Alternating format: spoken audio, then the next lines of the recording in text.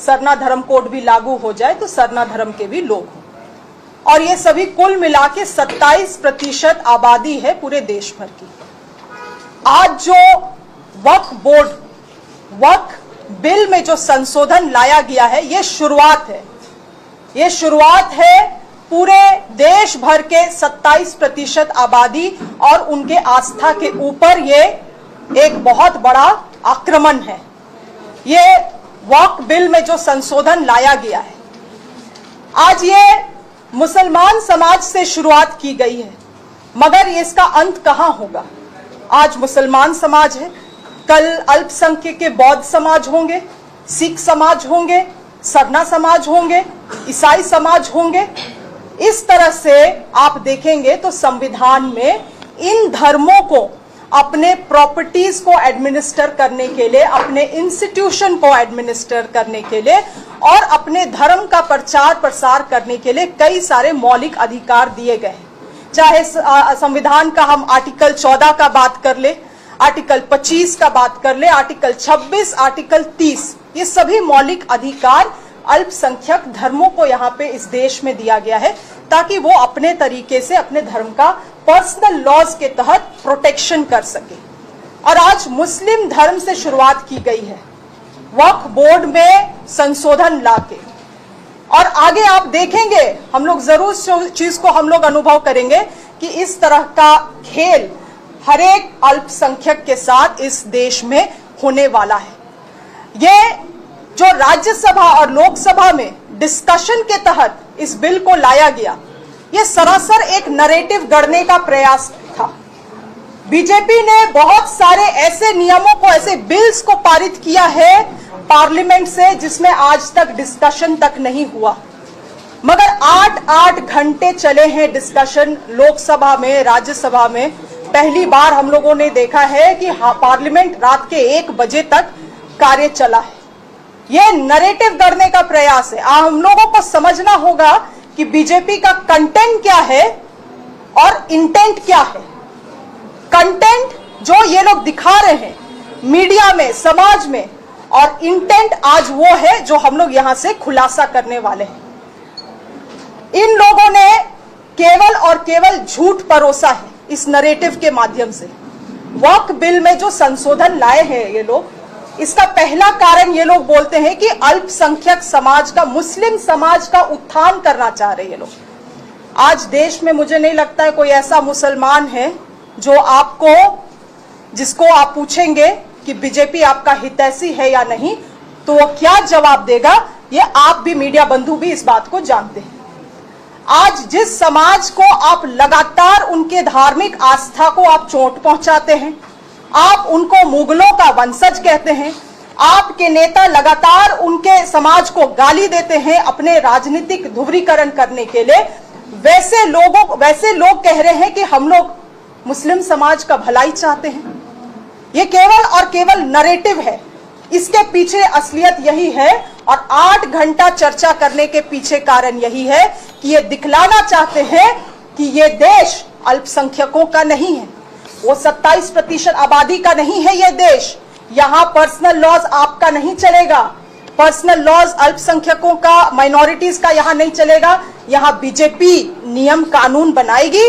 अगर आपको नियम कानून, उस नियम कानून के तहत रहना है तो रहे, अन्यथा इस देश को छोड़े।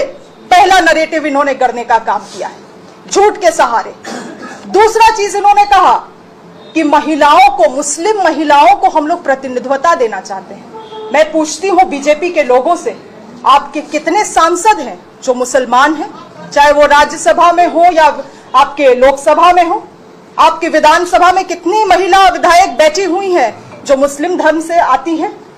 आप इन्हीं मुस्लिम महिलाओं को हमेशा नीचा दिखाने का काम करते हैं और आज आप उनकी प्रतिनिधित्वता का बात कर रहे हैं। अगर यही प्रतिनिधित्वता आप देना चाहते हैं तो बीजेपी के लोग घोषणा करें कि अभी बिहार का चुनाव आने वाला है, लगभग 50% वो लोग महिलाओं के लिए सीट का रिजर्वेशन का बात करते हैं, उसमें से कम 10 से 15% ही मुस्लिम महिलाओं को सीट दे दिया जाए, अगर इतने ही मुस्लिम महिलाओं की हितैषी है। तीसरा झूठ इन्होंने गढ़ने का काम किया है ये कहते हुए कि वक्फ में जो संशोधन किया गया है वो आदिवासियों की जमीन का संरक्षण करेगा।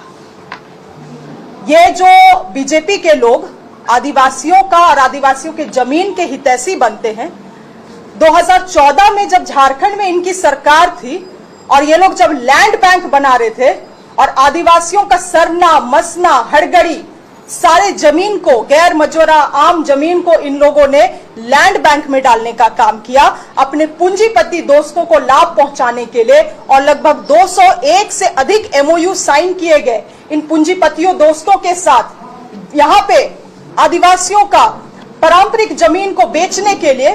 तब इन लोगों का आदिवासियों के प्रति हमदर्दी कहां था? विधानसभा में इनकी सरकार थी, झारखंड में विधानसभा में मात्र 3 मिनट के अंतर्गत सीएनटी एसपीटी कानून, जो इस राज्य के आदिवासियों का सबसे बड़ा भूमि संरक्षण कानून है, उसको बदलने का इन्होंने कोशिश किया। तब इनको आदिवासी का जमीन का याद नहीं आया, आदिवासियों का इनको याद नहीं आया। 2014 में लैंड डिजिटलाइजेशन लाके सभी आदिवासियों का जमीन नहीं, पूरे झारखंड भर का जमीन को जो डिजिटलाइजेशन करने का कोशिश किया गया, आज आप देखेंगे यही कारण है कि हमारे गांव के लोग अपना जमीन का रसीद ले लेके एक इस अंचल से दूसरे अंचल कार्यालय से जिला कार्यालय घूमते हैं अपने जमीन अपने भूमि में करेक्शन कराने कि गई तरीके से डिजिटलाइजेशन कर दिया गया है। और आज डिजिटलाइजेशन के कारण, लैंड डिजिटलाइजेशन के कारण दिल्ली, बंबई और गुजरात में बैठे हुए लोग देख सकते हैं कि यहाँ पे जमीन कहां पे कितना जमीन है और ये जमीन बंदर बाट हो रहा है। किसका करतूत है? किसका काला करतूत? बीजेपी के काला करतूत है ये। इसके अलावे ये लोग इतना आदिवासी के जमीन का हितैषी बन गए अचानक से, जब वन संरक्षण अधिनियम में जब आम सभा का प्राथमिकता को खत्म कर दिया गया और वही समय था कि बिल में कोई डिस्कशन नहीं हुआ लोकसभा में, हो हंगामा के बीच में इन्होंने उस कानून को वन संरक्षण अधिनियम पे ग्राम सभा का प्राथमिकता को हटा दिया गया है, आदिवासियों के अधिकार को हटा दिया गया है। तब बीजेपी लोगों को आदिवासियों का ध्यान नहीं आया।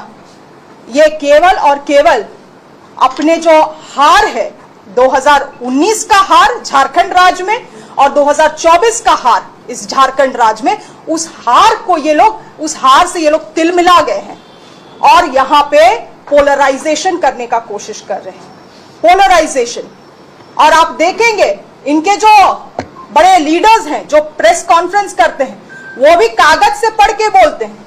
वो कागज कहां से आता है मैं आपको बतलाती हूं। वो कागज इनके नागपुर हेडक्वार्टर से आता है, प्रिंटेड आता है। क्या बोलना है इनको, वहां के नागपुर के हेडक्वार्टर के लोग इनको बताते हैं। इनको यहां के लोगों से, यहाँ के आदिवासियों से, यहाँ के अल्पसंख्यकों से, यहाँ के दलितों से इनका ना कोई लगाव था और ना आगे लगाव है। इसीलिए मैं यहाँ से बीजेपी के लोगों को यही कहना चाहती हूँ कि आदिवासियों का हितैषी बनना बंद करें। ये लोग केवल और केवल झूठ और भ्रम फैला के अपने काले करतूत पे ये लोग पर्दा डालना चाहते हैं और लोगों के मन से, आदिवासियों के मन से वो सब चीजों को निकालने की कोशिश कर रहे हैं ये लोग, जो इनके समय में इन लोगों ने